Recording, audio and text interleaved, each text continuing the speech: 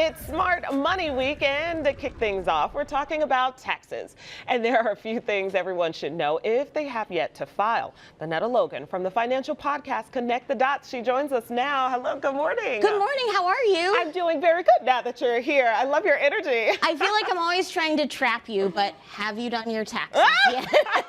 You always come here and give me homework and things I should be doing. I'm going to be honest with the people, not yet. So a lot of things have changed with the new tax policies that have passed, but my one thing that I want to get across to everyone today is that everyone should be empowered to at least try to do their taxes and just figure out how the new rules and changes affect you. The software is free, and it's interesting to see how everything falls into place. But of course, if you have questions or concerns, to see a tax professional. But one of the questions, the pop quiz, the difference between tax credits and tax deductions. Bum, bum, bum. It felt like a dramatic pause should be there. Okay, the first one, let's talk about which one is better, tax credits versus deductions. What do you think is better? I would say deduction.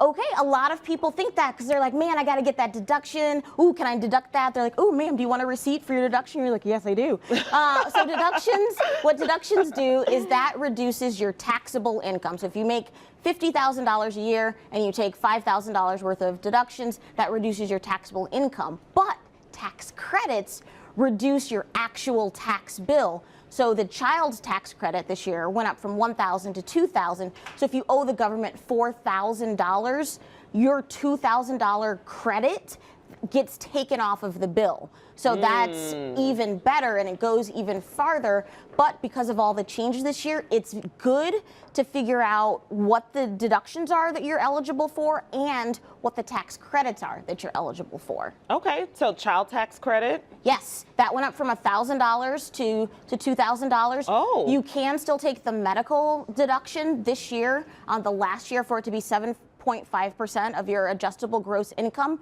but everyone's standard tax deduction doubled this year. So it went from $6,000 if you're single to about $12,000 and about $24,000 if you're married and filing jointly. So the Tax Policy Center says this year about 95% of people can just take the standard deduction. Okay, we want to keep it moving. Let's talk about filing an extension. Okay. If people are overwhelmed and this is too much, yeah, I know. We need option E.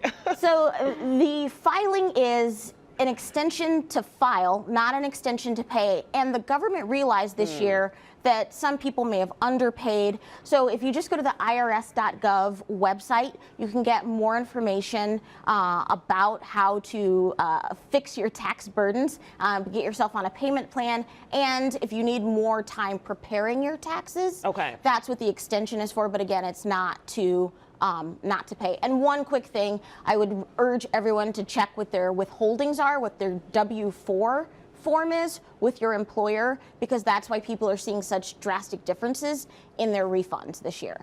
Okay, a lot of changes you got going on here. The extension is good, though, because you're telling people to take some sort of action, because inaction, no action is a bad thing. You can't ostrich yourself from the IRS. Yeah. They are like Liam Neeson, they will find you.